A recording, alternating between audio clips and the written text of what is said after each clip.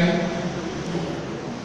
Smart boards, computer smart boards చూసారా, 10th class పెట్టారు, అది కానీ, బాస్కెట్బాల్ కోర్ట్ కానీ, గ్రౌండ్ అంతా లెవెల్ చేయించడం కానీ, మీ కొత్త డైనింగ్ హాల్లో అన్నీ కొత్తవి, దోశలు వేసే మెషిన్ దగ్గర నుంచి ఇడ్లీలు చేసే మెషిన్ కావచ్చు, అన్నీ కొత్తవి. ఎందుకు ఈ 8 పూర్వ విద్యార్థులు చేస్తున్నారు అని చూస్తే, పూర్వ విద్యార్థులకి ఒక మమకారం, మాకు చదువు చెప్పిన స్కూల్ ఇది, మేము ఈరోజు జీవితంలో ఎంత పైకి వచ్చామంటే ఇక్కడ మేము నేర్చుకున్న చదువే మాకు పనికొచ్చింది. కానీ ఒకంత బాధ కలిగించేది ఏంటంటే, రాను రాను కొంత ర్యాంక్స్ మనకి స్టేట్ ర్యాంక్స్ రావడం ఇక్కడి నుంచి తగ్గిపోయింది.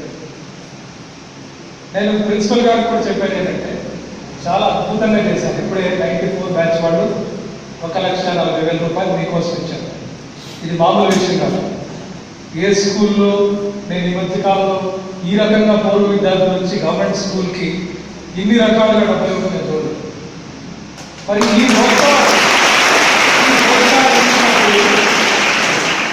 ఈ ప్రోత్సహిస్తున్నప్పుడు ముందుగా నేను ప్రిన్సిపల్ గారికి, వెనక కూర్చున్న టీచర్స్ అందరికీ విజ్ఞప్తి చేసేది ఏంటంటే, మళ్ళా మనం స్కూల్ ఆఫ్ ఎక్సలెన్స్, ఒకప్పుడు మేము చిన్నప్పుడు చదువుకున్నప్పుడు, నేను ఎస్పీ గారు చదువుకున్నప్పుడు, కొడిగనహల్లి రెసిడెన్షియల్ స్కూల్ అంటే స్టేట్ ర్యాంకర్స్ అంతా అక్కడి నుంచే వస్తారు. ఐఏఎస్, ఐపీఎస్, డాక్టర్లు, ఇంజనీర్లు, అడ్వకేట్లు, ఇలా ఏ వృత్తిలో చూసుకున్నా బెస్ట్ ఇక్కడి నుంచే వస్తారు. కానీ రాను రాను కాస్త తగ్గిపోయింది. ఎందుకు? మనలో సత్తా లేదా? ఉందా లేదా? మీరు ఎంతమంది డాక్టర్ అవుదాం అనుకుంటున్నారు? ఎంతమంది కలెక్టర్ అవుదాం అనుకుంటున్నారు? ఎంతమంది పోలీస్ ఆఫీసర్స్, ఎస్పీ అవుతారు? మీకే పని.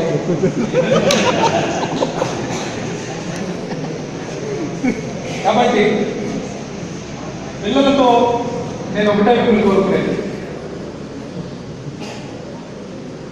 ఇంటి నుంచి దూరంగా ఉన్నప్పుడు తల్లిదండ్రుల మీద బెంగ ఉండడం అనేది సర్వసాధారణం. అమ్మోళ్ళు గుర్తొస్తారు, అన్నవాళ్ళు గుర్తొస్తారు, అవునా? ఇంట్లో పెళ్ళిళ్ళకి వెళ్ళలేము, కొత్త సినిమా వస్తే చూడలేము. ఇవన్నీ దేనికి చేస్తున్నాం? మనం ఒక కారణం, ఒక లక్ష్యంతో చేస్తున్నాం. ఇంత